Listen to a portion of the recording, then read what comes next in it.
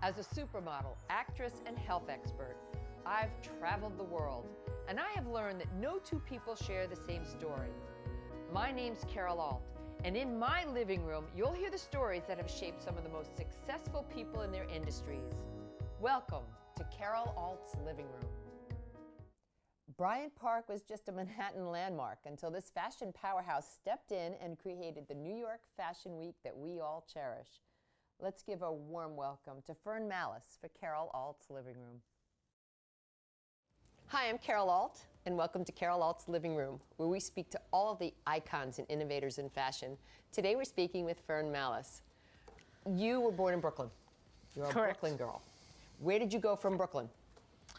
Well, after Brooklyn, when I went to college, I went to college in Buffalo, University of Buffalo. What did you study there? I studied fine arts, and I got a BFA degree, and had a very interesting experience. It was the days of the riots and Vietnam and You just all gave the me crazies. chills. Oh my God. You know, and campuses erupting everywhere. Was Buffalo safe? Was it a safe campus? Well, it was safe as a campus, but it was very much considered the Berkeley of the East at that time.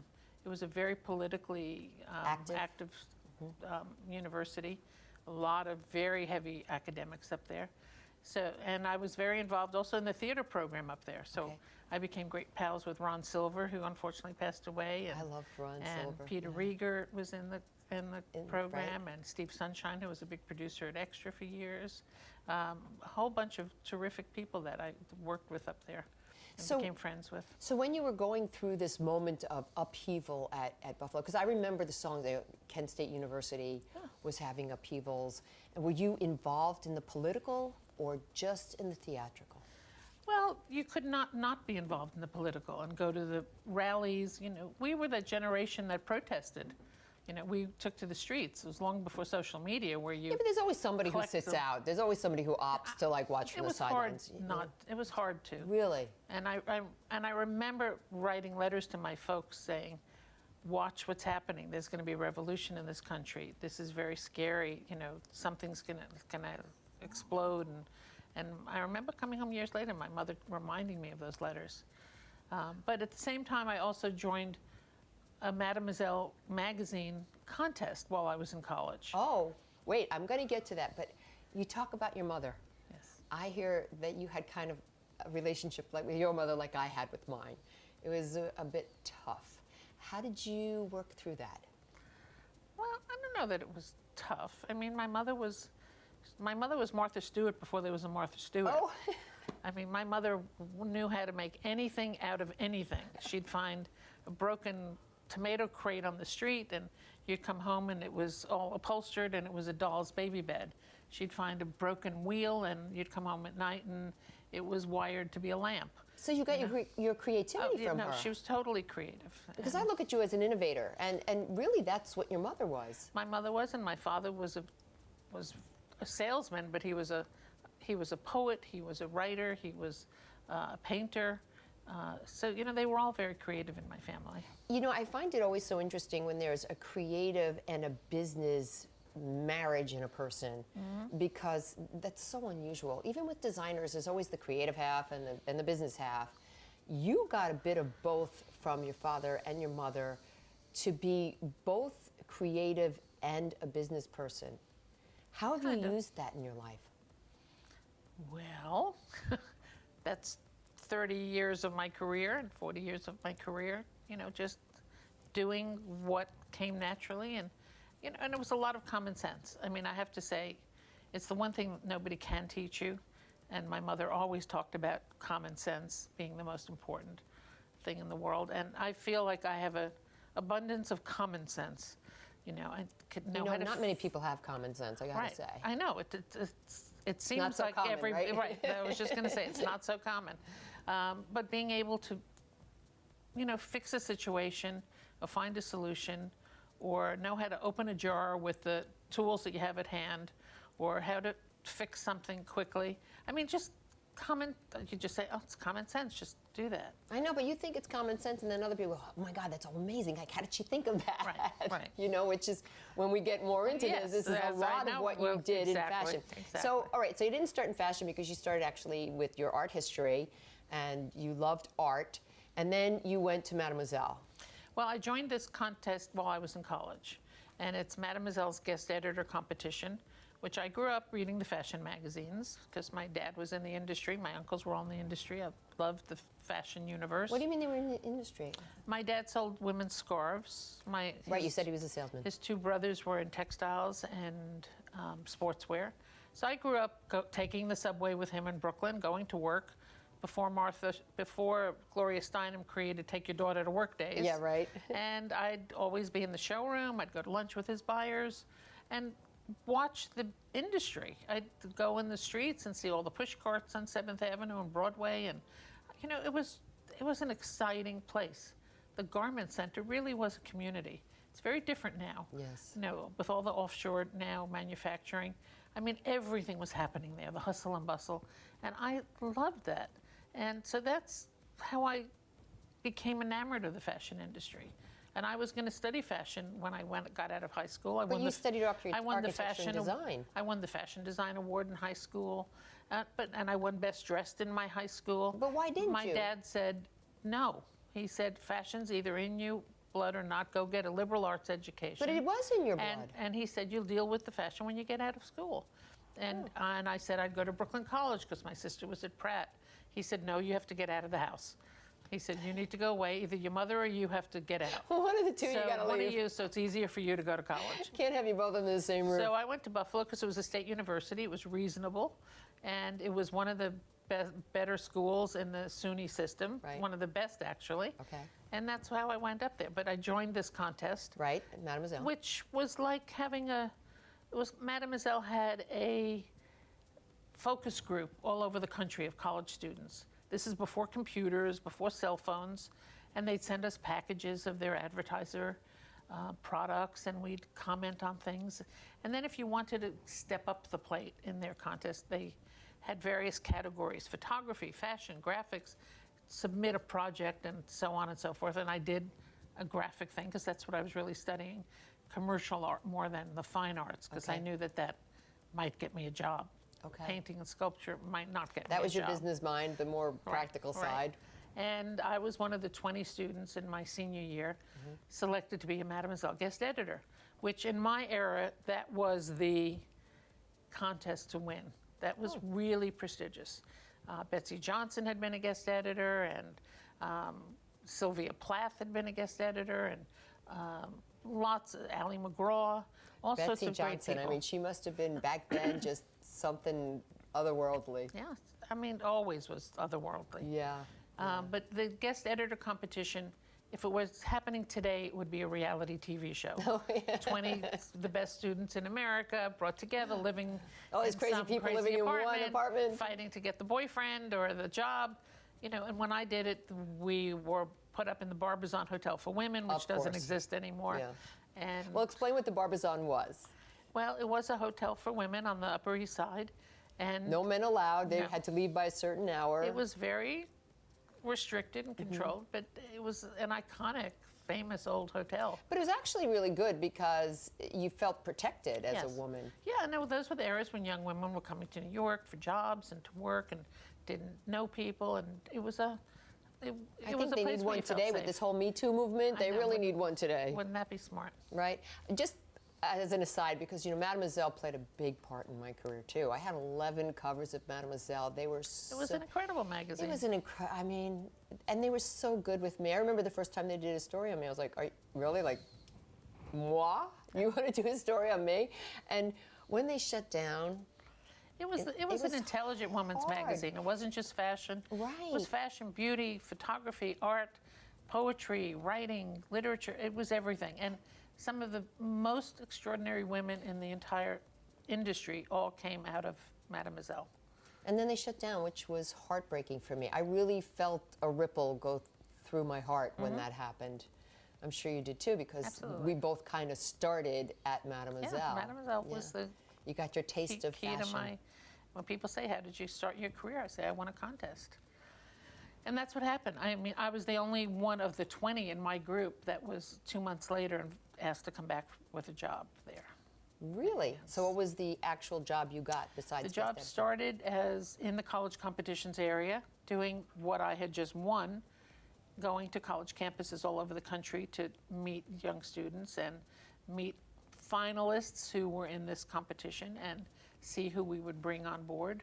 You know, one of the young girls that I met at UC Santa Barbara was Diane Smith, who later became SI.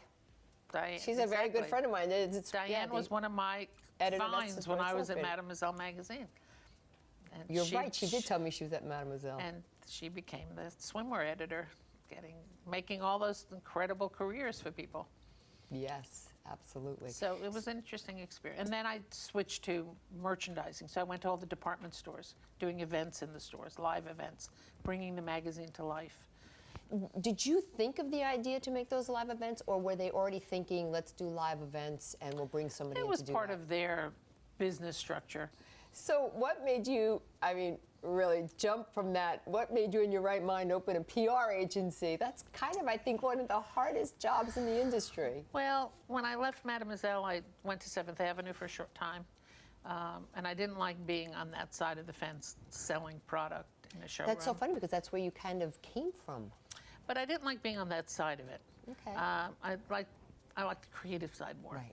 And then I also had a stint as fashion director at Gimbel's East, Oh. which was a big department store. I remember 86th Gimbel's. in Lexington. Macy's Gimbel's, big war. Macy's Gimbel's, but uptown they had the more boutique-y Gimbel's East.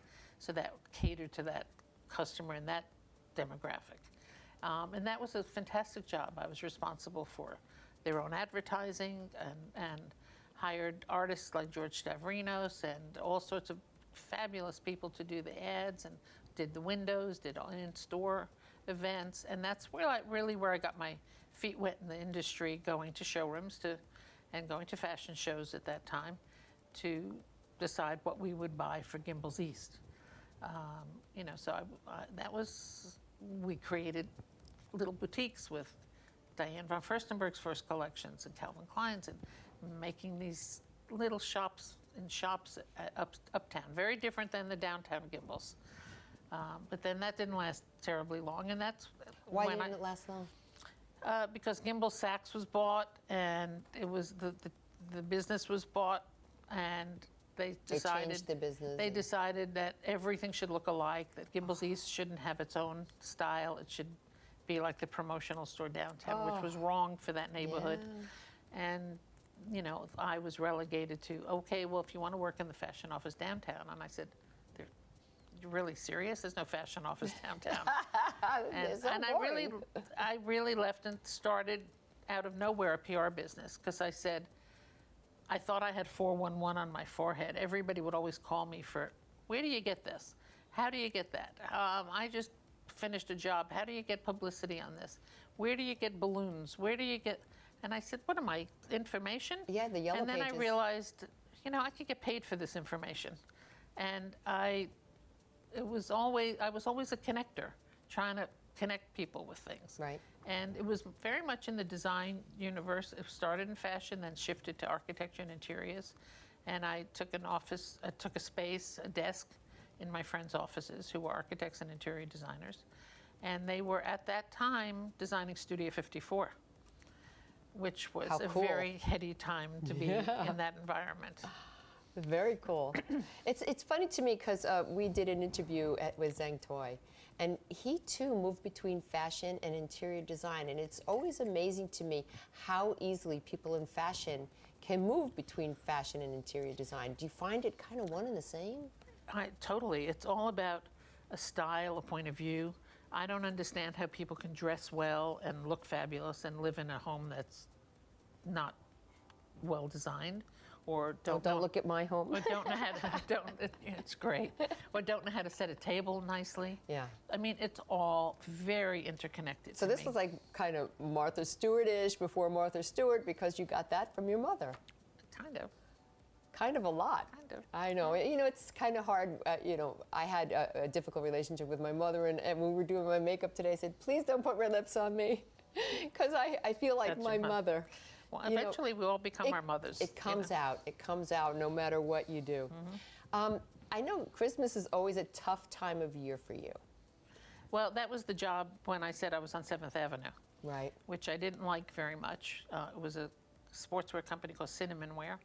And Cinnamon wear. do you remember Cinnamon Wear? Wow, yes I do.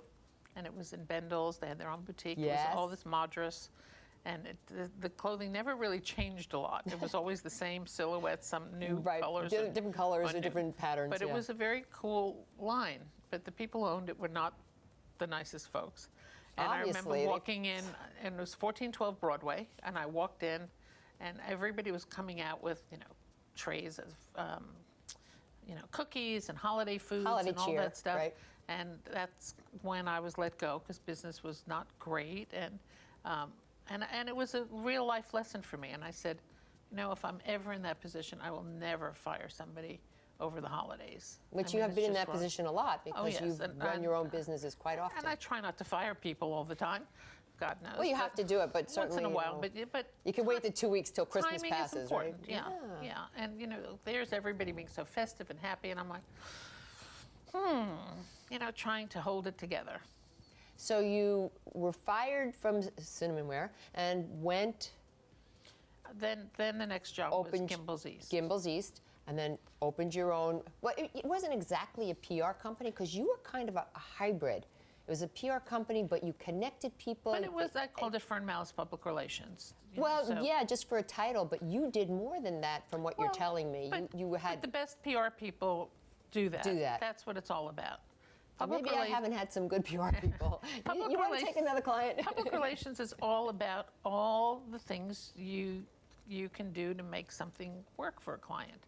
And it's connecting people, it's special events, it's creating their openings, their launches, it's getting them media and publicity. And I knew a lot of people in the industry, and I was always being able to say, so-and-so just finished this great job. You should really see this. And, it for me, public relations is common sense, Again, quite frankly. a common sense. So you didn't find it stressful at all. It kind of almost Well, melted once in a with your while you take personality. a client that you were sorry you took, and you'd say, I won't ask you who they are. I no, promise. and I wouldn't tell you who they are. But, so you have your ups and downs with some of them. But for the most part, it was a very exciting time. I Well, had fashion was great really clients. fashion back But I then, started too. with, my first client was Charivari, which was Selma Weiser, who owned Right. the store, when she had a little store on Broadway.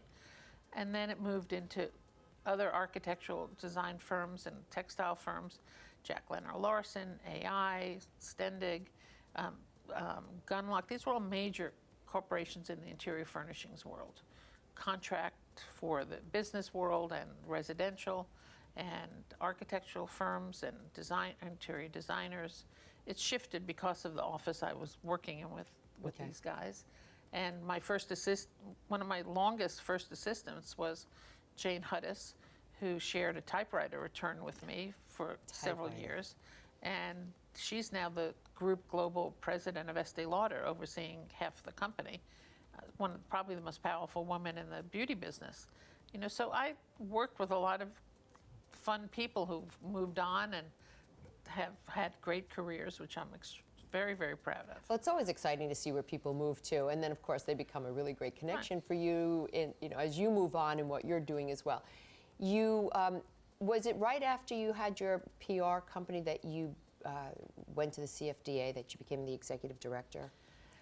No, because in between, for my PR business, one of the clients I represented was the IDCNY, which is the International Design Center, New York, which was 4 buildings in Long Island City, right over the bridge, that were being turned into a huge contract and residential showrooms, like the Pacific Design Center or the Chicago Merchandise Mart or the D&D building in New York. Right. It was all of that. It was the biggest, most beautiful complex. I.M. Pei and partner, I.M. Pei was the master planner, the architect. Gwathmey Siegel were the architects. The Vignellis were the graphic designers. It was a stellar A team putting this all together. And they were a client, and eventually I closed my PR business to join the design center as a Wow, senior that was a VP big of step. marketing and advertising. And I did that for several years, and we leased 700 of the first 1 million square feet of space. You could still see those buildings when you go across. It was What are they now? it was a challenge because most people in New York think if you're crossing the bridge, you're going to the airport or you're going home. You know, You're they're going not used to to going the back suburbs. and forth to doing Yeah. business as people do in Paris, Chicago, you know, you name any city, they're crossing They're water all always, the yeah. time. But it was very successful for the first 7 to 10 years, but the bridge always became a problem. Was a barrier. And eventually the showroom started moving back to New York. But when it was launched, it was the most exciting project in the city, without question, because at that time the architects and designers were way more important and influential than fashion designers. People talked about Richard Meyer and Michael Graves and Stanley Tigerman and Peter Eisenman, and Like they dropped Calvin Klein or Versace or whatever the architects today. were the in crowd, and that was a very fun time to be working with them. But then, 1988, 89, Wow, this the is 88, market- 89 already. the Wow. market crashed, and Black Monday, yeah. real estate stopped. Every building stopped being built in New York, and everything slowed down. And so that was the next time I was let go at the design center, because they let all the creative people go, which is when you shouldn't let the creative people go. And I took a freelance PR job with Harriet Weintraub and Mary Loving, and I shared an office with Leslie Stevens, who eventually went on to open LaFour Stevens. And it was several months of doing some fun projects with them. And then it was this big event that the fashion industry put on called 7th on Sale, which was the first big AIDS benefit that CFDA did. And I had been on the board of DIFA, and we had been doing many, many What is AIDS DIFA? benefits. The Design Industry Foundation Fighting AIDS. Thank you. Started in '83 when AIDS was Yes, being when we were identified. losing and all we, our friends, all our yes. friends. We've gone to funerals and memorial services Every 4 nights a week. And we did the most exciting creative events ever to this day at DIFA to break the mold of how to raise money for a disease that nobody wanted to talk about. Well, and the way they treated the gays at that point, or how they treated their relationships, and the insurance, which covered nothing. It was a way mess. different time. I mean, we've come a long way since then, and Yeah, there it's was one people like funeral you. home yeah. in New York that would even It'd touch deal anybody, with these yeah. bodies. I know, it's It was terrible. a horrible, horrible time, and that's how I got to really work on a lot of fantastic events, doing things with DIFA. But I then went to this event called 7th on Sale, which was the fashion industry's final response to doing something big. And I think Donna, Calvin, Ralph, and Anna were the chairs. And it was at the Armory on 26th Street. It was a 4-day event of boutiques Sales, of, yeah. you know, Robert Isabel, who's now gone, did these gorgeous booths that all the designers were selling everything wholesale. It was a big gala opening It night. was so much fun. I, of course, bought a ticket to the dessert party because I couldn't afford the dinner party. And I was overwhelmed by this event. It was beautiful. And after that event, the president, Carolyn Rome of the CFDA, resigned. And the young man who was an executive director who worked out of Perry Ellis's office originally, and then Right. in his own, in the CFDA office, which was about the size of the space we're sitting in, behind the freight elevator, in the same building, 1412 Broadway, that I was fired from. Triumphant So return. it came full circle, and I wound up throwing my hat in the ring when I read in Women's Wear that they were looking for a new director, and all my Oh, friends that's said, where "You you should found do out that. Women's You Wear, should do yeah. that. You should do that. Why don't you?" And it was an interesting experience going up for that position, and being the 6th wheel on when they had the 5 finalists already, and they'd interviewed hundreds of people and had hundreds of resumes, and I threw my hat in the ring, and it was like, "Get over here," and You beat them all that was out. it. And Wow. that's when I started at CFDA in '91. Tell us what the CFDA is. The Council of Fashion Designers of America. And what it do was they a do? Not-for-profit trade association, which was formed to further the creative industry and standards and procedures and promote the American fashion business. It was started in '62 by Eleanor Lampert, who was a grand dame publicist. And I was the second director they had. And it was a real sleeper, quiet organization. Nobody really knew very much about it. They were doing CFDA awards, which they had taken over from the Codys. And they were doing some initiatives here and there, but when this event, 7th on Sale, happened, it really kind of put CFDA out there to the universe and raised $5 million, which then needed to be distributed creatively. Right. And I came in to an office that, like I said, was a tiny one. Everybody had left. Most people thought the office was an answering machine. You know, they'd leave messages and hope somebody would get back to them.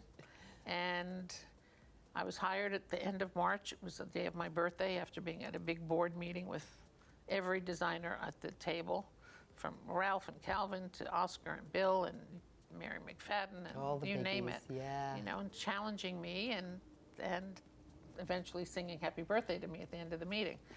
That was a good sign. And I was selected, and the first thing I did is change the office and move to a bigger, brighter, happier space. I said, this can't be the headquarters for the American fashion industry. But what really happened at that time was I was hired at the end of March. A week later was Fashion Week, or Market Week. I hadn't started the job yet, and that's the pivotal moment when Michael Kors had a show in Chelsea, and the ceiling crumbled when they turned the bass music on. Do you remember that? Oh my gosh. That was the shot heard from Sarajevo. Around the world, man. And it was this plaster on the shoulders of Naomi, Linda, Cindy, everybody. And the plaster landed in the laps of Susie Menkes and Kerry Donovan, who wrote the next day, "We live for fashion, we don't want to die for it." And I said, I think my job description just changed. Yes. And it became the reason that Fashion Week happened. I started looking for locations and spaces. What year was this? This was 91, 92. It's important to note that before this, most of the fashion shows were in the atelier of all of the different designers. I remember showing for Oscar, and we had to go to his atelier up on, the Upper East Side, right, 7th Avenue. And then, actually, he had another one. He had a more intimate, elegant one. It was up on the Upper East Side somewhere. I remember there was like 100 people at a show, and they dimmed the lights, and the girls would walk out and walk back and walk out and walk back. And I was probably one of the only high fashion girls who did it, because most of the time they had their in-house models who they fit on, so the clothes were actually fit on these girls. Now sometimes I had to let it out when I came in, but yeah, they mostly fit on these these in-house models, and only the editors came, and the buyers. And that was pretty much it. So 100 people kind of covered just about everybody important in the industry that each designer had to show to. Now we're getting into 91, so that was like the 80s when I was, doing it. And then we come into 91, and it becomes a major event. Well, it was starting to become a major event. Fashion shows were happening, and they were happening all over the city. Most of them were in showrooms. Some were in the Pierre Hotel, some were in lofts down in Soho. Right, Ralph Rucci showed in the Westbury. I mean, everybody was choosing people something. Trying to find some place for cheap. But the real critical moments happened when the ceiling crashed at Michael's. That's the next season, I believe it was, Isaac had a show on Lafayette Street in some loft space. And it was at night, and there must have been 1,000 people in the space, all sitting, to get an Isaac ticket and get in a seat was a big deal. Isaac was as hot as they came. Right. And then the power blew, but nobody left. And they waited till backup generators came about half an hour, 45 minutes later, because the lighting designer had set up everything and then left and went to his next show. And then Liz Tilberis was caught in the freight elevator at 5:50 going to a show, I think, at Donna Karen's. And the police and fire department had to break open these elevators and pull people out, in the middle of the floors. And they were just one disaster after another. So my mission now as director of the CFDA was to find safe, sound places to do the shows. And we made deals ultimately with Bryant Park, which was the backyard of the fashion industry. How did you think of Bryant Park? I mean, if you look at Bryant Park, you don't think of this as, oh, yes, I can run fashion shows here. It's a park. Well, you know, after looking at every single empty pier, lot, empty building that had stopped construction, you know, I couldn't look anywhere without going, how big is this? Can we do something here? But when I was hired at CFDA and selected for the job, in the summer of 1992 was the Democratic National Convention in New York. Yes. And that was the convention that nominated Bill Clinton as the nominee. And I was on a year-long committee with all the other industries in New York, meeting to talk about things we could do when the convention's here, and how do you entertain all these delegates and all the press coming. And so there was theater night, there was museum nights, there were all sorts of things going on. And I said, we'll do a fashion show, which was an obvious thing to do. And we put up a big tent in Central Park, which, because of the magnitude of the convention, they let us do that in Central Park. And it was about 1,200 people. Where in came. Central Park did you do it? It was in the Sheep Meadow. Sheep Meadow. And it was, we had every designer in the organization participate. We needed 1 or 2 looks from everybody and asked them all to come. And the tent was filled. And it was extraordinary. At the end of the show, when everybody took their finale, and you know, Calvin walked down with his model, Nicole did with her model, and Anna Swee and Todd Oldham, and you know, you name it, Tommy, and I think even Ralph was there, and the whole family of designers. And at the end, they stood on the lawn and looked at me and said, "Is this what you're talking about?" Because we'd been pitching the idea of doing tents in Bryant Park and trying to get that concept sold to the industry. And they said, I said, yes, this is exactly what I'm talking about. Look, all these people can see this. There's no columns, there's light, it's accessible. Big spaces, you know, they were grand. And for all these designers who are so visual, they needed to see it to understand it. And that experience kind of clinched it. And the CFDA then sent me to Paris and Milan, that's September, to see the shows there and see how they did everything. And I did a lot of Well, in Milan, they were doing it in the Fiera, so they had a really big building. They had a location, and Paris was doing it in the grounds of the Louvre, where they had tents set up. And so tents were very much part of it. And I came back and sat one-on-one with all the major designers and said, we have to do this. You know, you have to do this. You have to be part of this. And we had lots of meetings and tons of meetings at various locations where, you know, young designers would raise their hand and say, well, why should we do this? Our space is what it's all about. I said, no, it's about the clothes. It's not about the space. We need to make this work for the people entire who come industry, to see the collections. And I remember one specific meeting where some young designers were like, well, is Calvin going to do this? You know, and thank God Calvin Klein was in the front row. And I looked at Calvin. I said, you want to come up? And he said, yes, I'm absolutely going to be part of this. This is bigger than me and bigger than all of us. We have to do this together. This is for the American fashion industry. And, you know, and simultaneously, we were dialing for dollars to raise money to create this. So it was the first time ever that fashion shows had corporate sponsors, because nobody had ever done that before. And Who were your sponsors? Well, we started with Evian Water was the first one. Right. And I'd met Mark Rodriguez, who was CEO, trying to rebrand the water in America. So that actually worked perfectly for him, right? Jane Hudis, who was not Hudis yet at the time, now was working at Prescriptives. And I said, Janie, I need your product. So Prescriptives came on board. Vogue was, I called Anna, was one of the first calls, and told her what we were doing. She said, how much money do you need? And I said, $500,000. And I didn't know how much money we needed. And she said, let me get back to you, I'll talk to Cy. And she called back, I think that afternoon, and said, we'll give you $100,000. And I said, great, I'll take it. And I then called the president of Hearst, and I said, Vogue's giving us $100,000. So he said, I'll give you $100,000. You always have to get that first sponsor, then everybody else comes in line. Then I called the president of Hachette, Philippaki, and I said, you know, this is what we're doing, and Vogue and Bazaar are giving us $100,000. He said, Elle will give you $100,000. And then Hearst called back and said, can we have Town and Country? And I said, sure, I'll take another 100. Hell And then yeah. I called friends at Clairol and I said, we need an American Beauty. And then, like Michael Moore, I called General Motors and said, can I speak to the president? And it was crazy, but you get through, you know. And I love your courage in all this. well, I mean, it's sometimes just if so you just incredible. plow through without Yeah. thinking about it. And I spoke to the president's assistant, and she said, what a great idea. And I said, you're America's leading car company. Absolutely. You know, blah, blah, blah, blah. And then eventually, David Pecker, who was the president of Hachette, Right. who's now a little bit under fire with our president for... Who isn't very- under fire Well, these days, somewhere, somehow? And he said, you know, we represent all the car and motor magazines, so I'll close the General Motors deal for you, which he did. And so for whatever craziness he's doing, I was always grateful to him for that. Yes. And that's literally how the shows started in Bryant Park.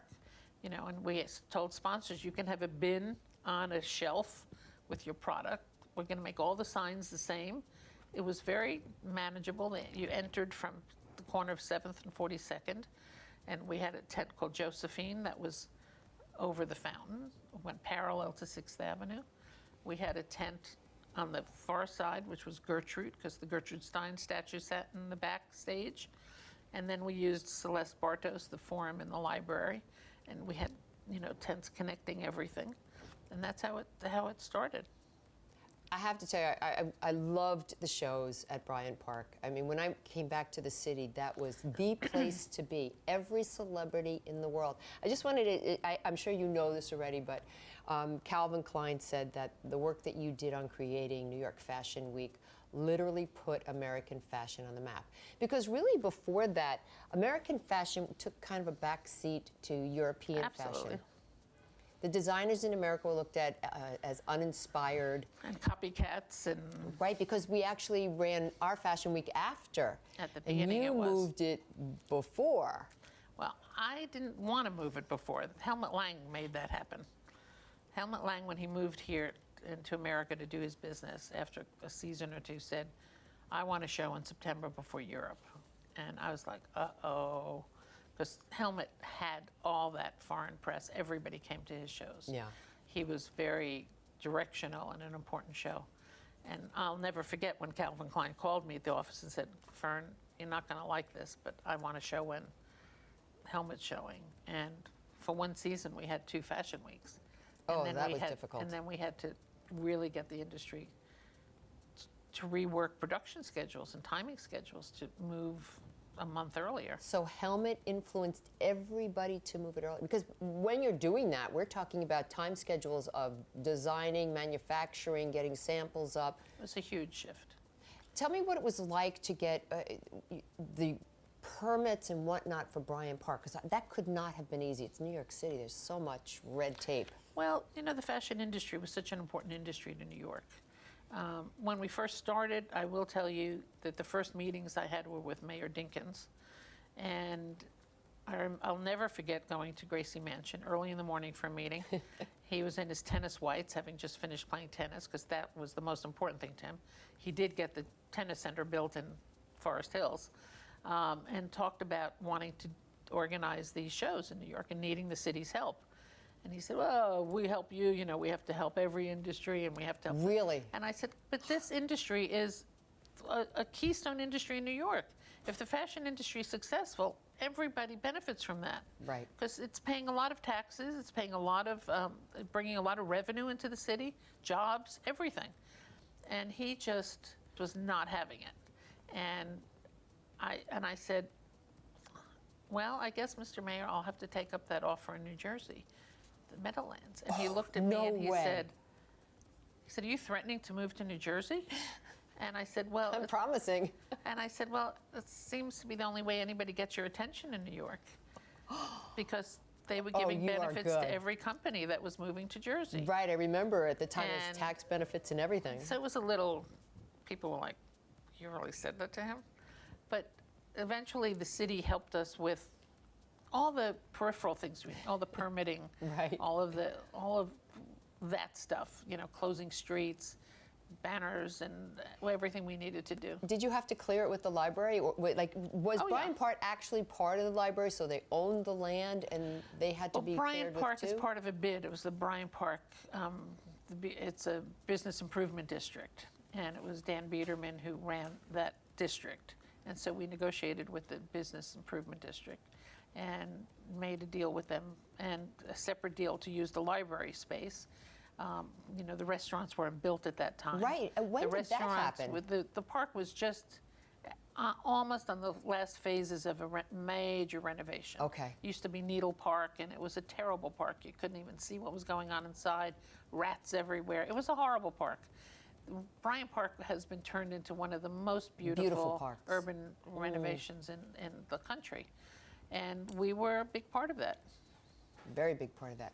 So, how many years did you run the shows at Bryant Park? 10 years as director of CFDA, and then we sold it to IMG. So you sold it to IMG while it was at Bryant Park? Yes, and then the next 9, almost 10 years, I moved and left CFDA to join IMG and continued to run the shows.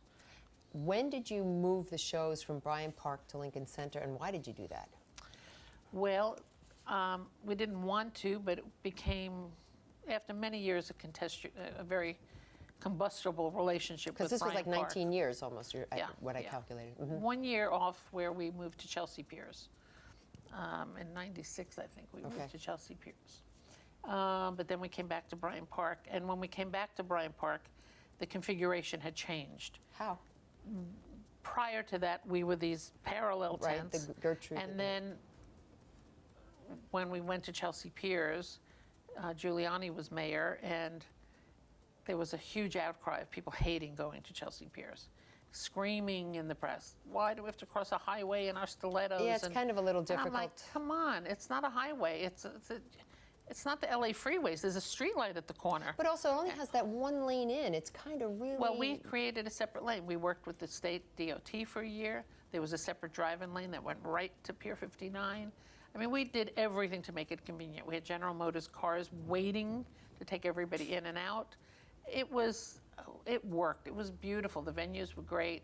The views were beautiful. The food was great there.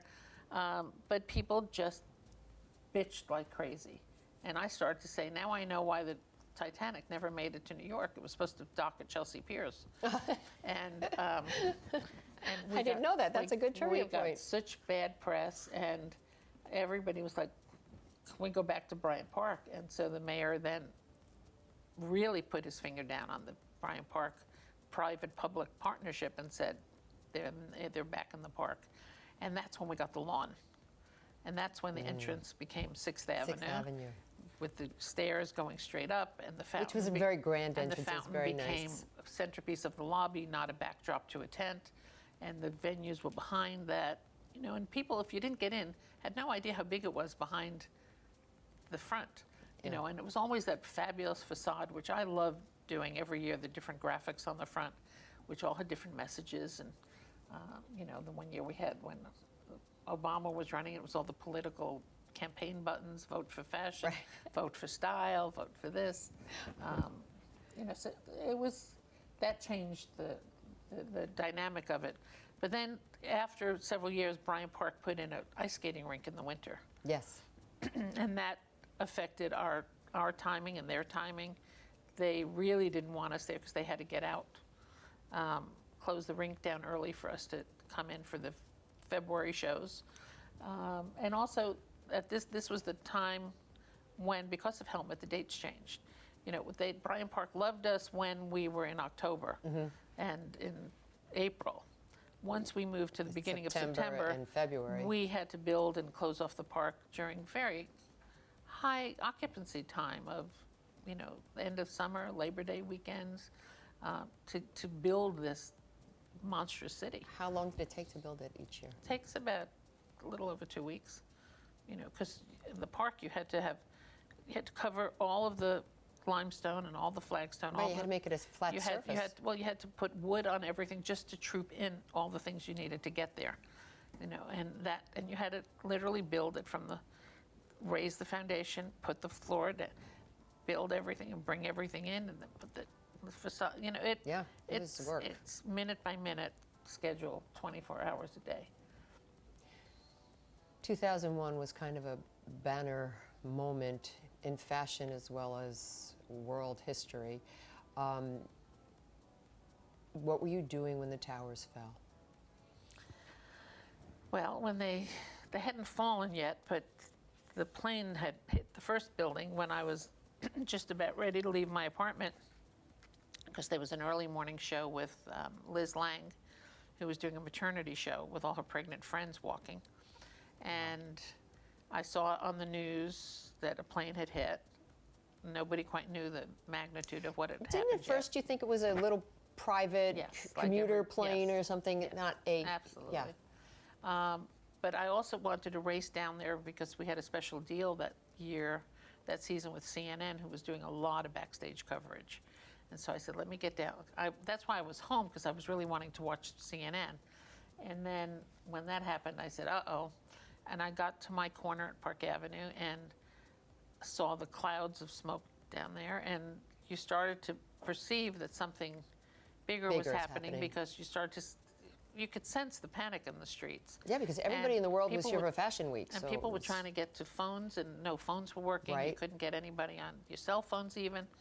And got down to the park, and I think the second plane had hit by then. And we realized the magnitude of what was happening. And I had to go into the tents.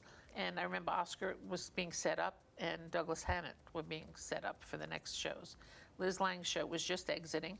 People were leaving and were starting to see that something happened from news alerts and things. And I went back to those two shows, who were oblivious, with music playing, setting up their stuff. And I went back into Oscar's space, and he always had a table for his ladies, even setting up, just having food and being part of the experience. He wasn't at the tent yet.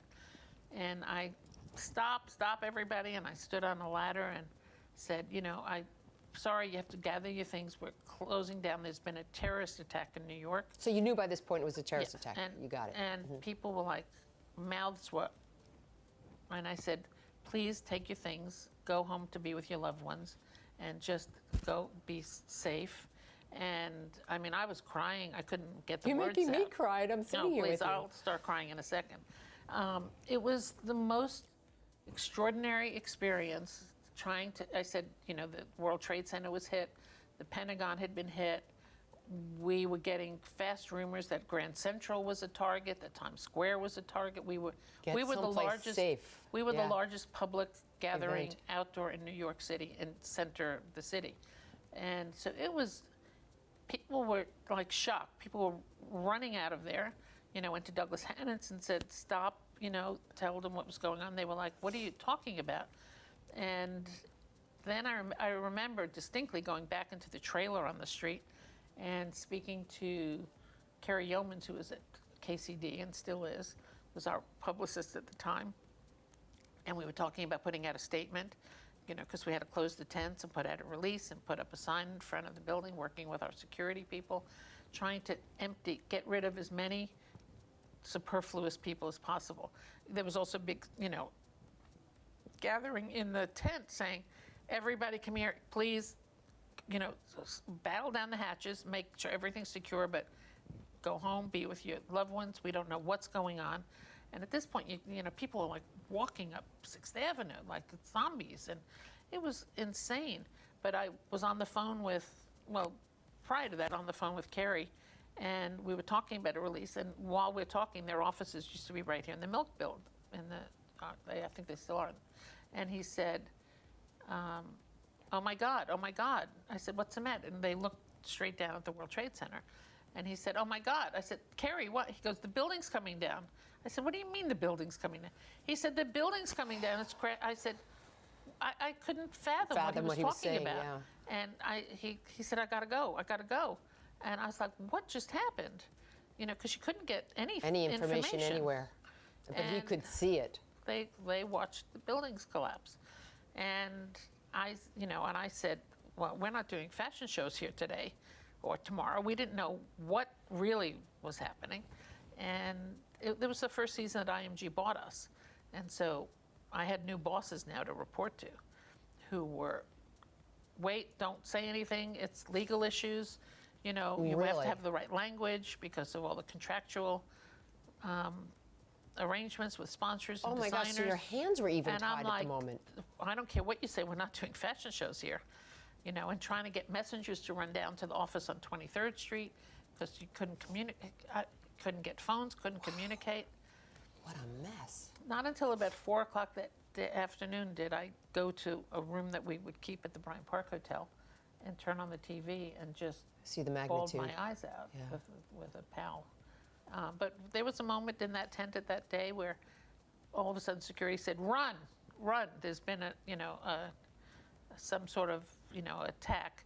And we all ran out of the tent. But you didn't know where you were running We were running to Fifth Avenue, and one of the security guys they're all with walkie-talkies, and I said, "Where are we going?" They said, "Just run. Let's go."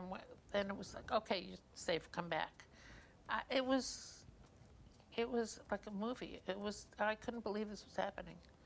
Did that change how Fashion Week was run after that? Absolutely. In what way? Absolutely. The next season, this was in September. The next February, if you remember the tents, we had this extraordinary graphic on the front that Stephen Sprouse had done for Target, which was an abstract of the American flag. So it was very beautiful. American. Yeah. And we had way fewer shows. We were much, much more controlled, and only a handful of shows. And many other shows happened in showrooms quietly. There was not a lot of hoopla and loud, fabulous Fanfare, music. yeah. We did have a launch at the front of the tent, though, to kick off the week with now Mayor Bloomberg had just taken office because that was transition time. Right. Giuliani was out. And we had all the designers on the front steps, saying that we're back and the fashion industry will go forward, and that how important it was that we needed to do that. We stand defiant. I remember. And that also was the season that Carolina Herrera gave her showroom to 10 young designers who were not able to execute their shows that season, the season before, because the Fashion Week was shut down day 2. So lots of people lost money, lost their business opportunities. Absolutely. Certainly all the press and buyers were, coming to the tents, and I'm like, there's no shows. This is not happening. And they couldn't get out of New York because New York was closed. Closed down. And we said, and what happened is all these reporters from all over the world and all over the country became real reporters and went down to Ground Zero and covered Because a they story were that there. they never would have had for their papers, right on the site. Oh. We sent tents down there and people to help Right. create structures for the workers and everybody at I Ground remember Zero. Chelsea Piers, they were doing triage. Yeah, everything. Well, they thought they were, but there were no people. There ended up being, no There were no people. Everybody was, and then we turned our tents into a retrieval center where people were, sending socks and clothing, and we thought everybody needed all these things until everybody found out that all these posters looking for people, they're not walking the streets, they were gone. So it was a crazy time. But back to Carolina Herrera's showroom, Anna worked with her, and they got 10 young designers to each do 10 looks. Very quiet. Everybody always had a flag at the end of the runway. It was very somber, but that was the beginning of the Vogue CFDA fund of creating this opportunity for young designers out of the ashes of 9/11 Something good came. for the industry. And Yeah. our shows, like I said, they were smaller, and it took a while to get That people felt it was that energy okay back to get and it. to come yeah. back to New York and be there and have a good time. Bryant Park ended up moving to Lincoln Center, and it became Lincoln Center where the centralized shows were. Why did that happen? Because as I kind of mentioned a little earlier, there was always a Right. whatever the word is, relationship with us and Bryant Park. And the mayor's office said, if we can find another place that can accommodate the shows, it's time to move. So we had looked at Lincoln Center originally, and we're looking at the fountain, the areas. It was just way too complicated, too many moving parts. But then it became more persistent, and Lincoln Center was now on a huge capital campaign to raise money for all the renovations they were doing at Lincoln Center, because it did go under a massive renovation with Diller Scofidio Architects. And so we re-entered conversations with them, and it became clear that we could do Damrosch Park. So we made a deal to use Damrosch Park, which is the space between the State Theater and the Opera House, where the new Big Apple Circus would be. Okay. And that's actually a city park and not exactly Lincoln Center in some respects. Oh, that's so odd. there's a lot of negotiating going on there. Yeah, a little room. But we were able to do that and get the permission to build over the entrance to the parking lot that, if you come in on 62nd, is there. So that was all platformed over. There was an issue with having to remove some trees in order to build this. Oh. And in New York, trees are at a premium. You could kill a person and they'd be less offended than killing a tree. Exactly. And so that was a big issue. The community board voted vehemently against this happening. It was all overruled by the city, and the tents were built there with that big facade. But as I was involved in the initial negotiations about moving to Lincoln Center and making the spin case of fashions now, what are the culture of art and dance and theater and opera, and it's one of those, it all comes together spin in it fashion. all together, Right. And thinking of all the different probable opportunities to connect all the dots there. But I also saw the writing on the wall and saw that memos that used to go to 3 people going to 30 people. Oh. Everybody had to weigh in, every building, every constituent there, everybody had an axe to grind and an issue. And I said, this is not fun anymore. And it became way too institutional, way too much of a business, way too much of what the sponsors wanted more than what the designers wanted. And I was having issues with that with my employers at IMG. And I then, during that final negotiations, negotiated my exit from the company and said, you know what, this is the perfect time for me to leave. I did Bryant Park, that was my baby. Now it's starting somewhere else, let somebody else take this on. And it seemed like the right moment in time to do that. And I was, dare I say, my timing was impeccable. I left, I was theoretically a consultant to that, but not Right. really. And it opened in Lincoln Center, and it was never well received. The industry hated Lincoln Center. Really? Why? Well, because it was not As on grand, the right for path. sure. It was out of the way. It was a miles of walk to get up from the Columbus to the tents, and then once you got in the tents, all sorts of circuitous and security, and then this huge lobby. You had to walk past everything to finally get to the tent venues to see the shows, which those venues were beautiful, but you had all this stuff and all these people to go through, and the industry, whose core it is to see these shows, hated that. And the New York Times and all the publications wrote terrible pieces about why do we have to, Go through all walk past this. cars and yogurt and greeting cards and, new wines and this and that to do our business. This doesn't happen in Europe. And how is this helping the fashion industry? And, after a couple of years, Mercedes pulled out its sponsorship and was getting bad press. American Express pulled out. Lots of people pulled out. It was very expensive for IMG because also the union costs to build it, which were not clearly laid out when the deal was made, became crazy. And, people just didn't like being up there on the Upper West Side. The energy was shifting to downtown, and it was a mess. Well, in fact, IMG sold it to William Morris Endeavor, and then it kind of decentralized. I mean, it literally exploded all over downtown. Well, they couldn't do Lincoln Center anymore, so Right. they're trying to find locations. Did you ever think of Madison They Square used- Garden or anything like that? Because, I mean, it There's would no, be big there's no enough. space in the garden. There's to do no that. space. And the garden is booked for things. Javits is booked and is That's too right there, yeah. institutional in a way, and too expensive because of the unions.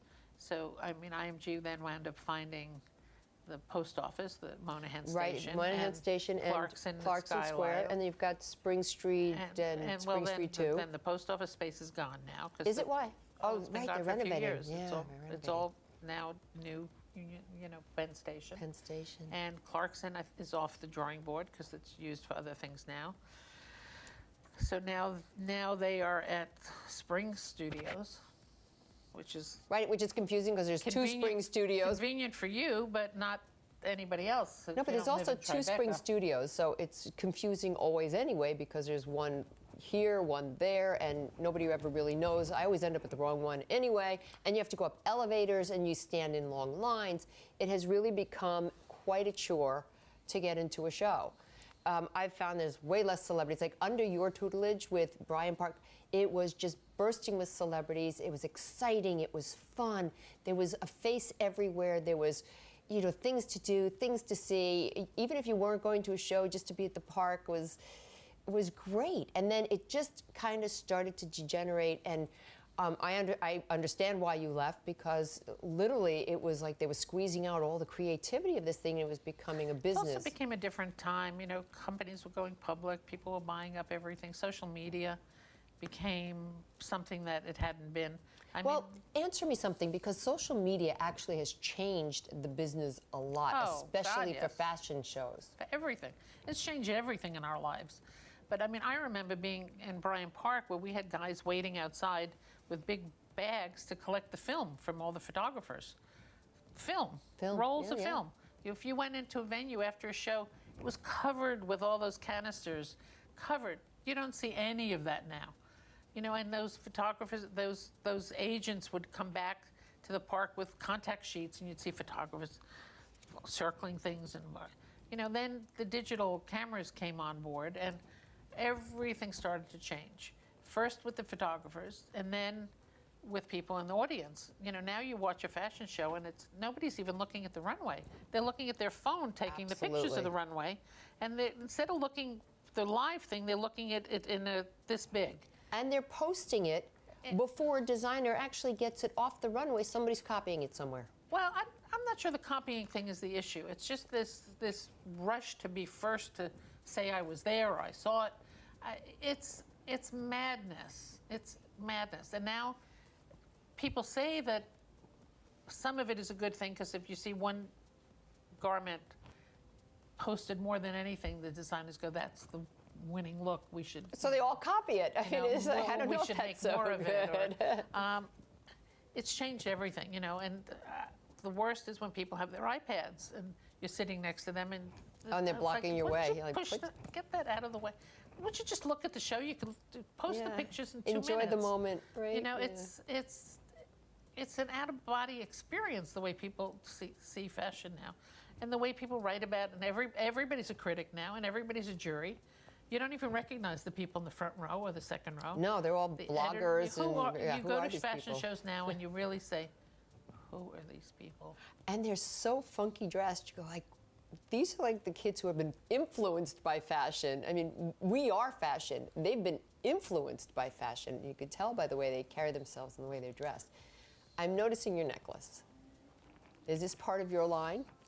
No, I don't have my line anymore. What did you? Well, you were doing a line of jewelry, and what happened with I it? did a collection called Fern Finds that was on HSN, and I did that for a couple of years. And, it was fine for a while. It's time to move on from that. Well, it But helped this you- is from India. It's a from beautiful piece. It's from a bucket on a street, and The people best, in the best places best to find finds. stuff.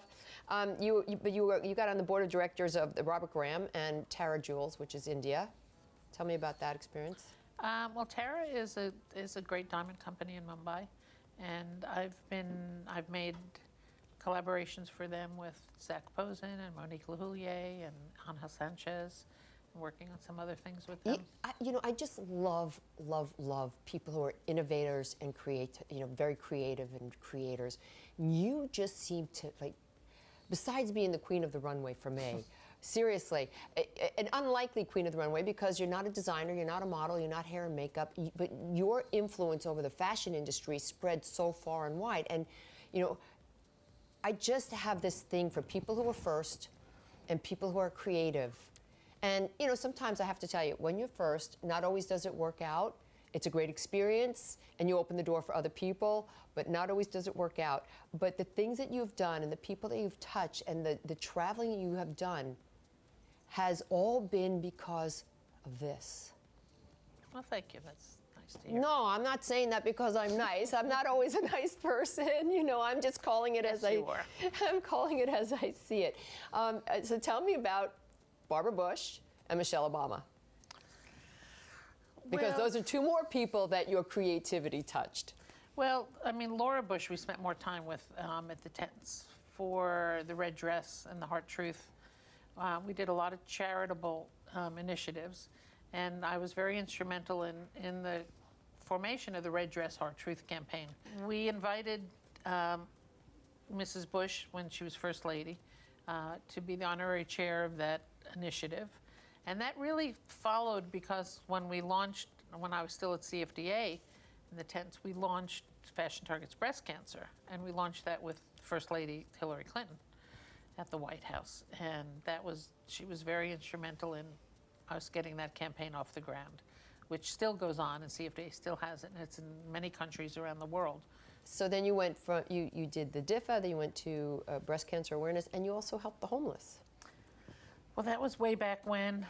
The Partnership for the Homeless, I created an organization called Furnish a Future, which was set up to acquire from the furnishings industry and hotels and offices that were getting rid of furniture and product to go to a warehouse in Brooklyn that, in fact, at the time, Brooke Astor made a grant to secure. And so when the Partnership for the Homeless was finding housing for the homeless, they could go to this Furnish a Future and make a home. Like, oh, let's get a table. What a let's great get idea, because chair. a lot of I these mean, pieces were perfect. and you know, it's very hard getting rid of furniture in New York. If you want to throw something out and put it on the street, you could call Furnish a Future and they'd come take the stuff. So it was a win-win on all fronts. So I found a little tidbit that I really didn't know about you. Uh-oh. You performed off-Broadway. Oh yeah, that was interesting. Well, when I left IMG and took this year to gather my Right. thoughts and just chill a little bit, I was going for broke. Let me try some different things, and I was. I do that my whole life, so I understand. And so, that's when all sorts of things started to happen, and I was doing my 'Cause you opened to it, HSN right? collection, and because I could do that now, and then I knew Daryl Roth, who's the Broadway producer, and her team had called me about the Love, Loss, and What I Wore that they were doing off Broadway, and Right. did I know somebody in fashion that could be one of the 5 ensemble that read on the stage? It's such a good play. And I said, let me think about it. And I kept coming back to them with ideas of people. Me. And we kept talking about different people. And then in one conversation, I said, what about me? And they said, oh my God, would you consider it? We would die to have you. And I said, well, Isn't that maybe. nice? And they said, you'd have to, let me send you a couple of things to read and come in for an audition. And they said Rosie O'Donnell and, you name it. Every star that had been in it had to audition for it. And so I went in and I did my piece on the stage with the director, and it was just me, and my assistant was in the audience. And they said, you absolutely could do this. And I said, You oh nailed my it. God. And I did it for a Now month. what did I get myself Did into? it for a month with like Lilias White and Katie Lee, and we had a great group of the 5 of us, and that was a really extraordinary, fun experience. And that's the same time then that I wound up doing my Sirius XM, had a radio show, Fashion Insiders, for a couple of years, and I was just doing a lot of things. Where do you want to go in the future? Are there any thoughts or dreams about something that you've always wanted to do but never had the courage or the power to do it before and feel comfortable enough to try now? Let me get back to you on that. I'm willing to just have you wanna back. I mean, there's still a lot of things I'd like to do, but I also want to slow down and enjoy my time. Enjoy what you're doing at the time. Enjoy my house in the country where I get recharged and nourished. I mean, traveling is not all it's cracked up to be anymore. I used Yes, to I love understand. getting on a plane and going somewhere, not Me so too. much anymore. Now it's so difficult. Yeah, it's just like, why sucks. bother?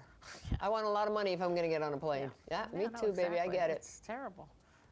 Getting on the plane is the least part. It's the getting to there. the Yeah. plane and the off the traffic plane and the this TSA and the that and and everything. the And security. granted, I love the TSA because they're trying to do the best they can to protect us. Okay, but still, it just becomes like I remember. Backpack on my back, running down the gangplank because they're pulling it up because I wanted to spend Christmas with my boyfriend and I worked till 6 o'clock and I had a 7:30 flight. But now it's like Now it's hours before. it's like every 10 feet somebody asks you for the same thing. You go, come on, I couldn't have gotten here if I didn't get it past there. Yeah, And absolutely. giving power to people to control you. So basically, what I'm understanding from you is you want a little bit of balance in your life. You want to do what you love to do and then take a moment to enjoy that you just did that and to relish where you're going. Yeah, but I'm luckily in a wonderful position where there is this respect Yes, that I you've have. garnered a lot of respect. And I never know, one day to the next, the phone's going to ring and somebody calls and says, I have this great idea. Like us. Like That's a you, great I idea. want Come you on to, board. can we talk to you about something? Can we have a cup of coffee? Yes. And, and if it's something interesting, sure, let's do that. Okay, I can help you with that. I can open doors for you. So I do have a consulting business now and work on a variety of clients. And it's all Good grief, very you never exciting. stop. You never stop. So we'll leave this as to be continued. Perfect. We look forward to having you the next time. And thank you for joining us in Carol's living room. That's our interview with Fern Mallis. We look forward to seeing you next time.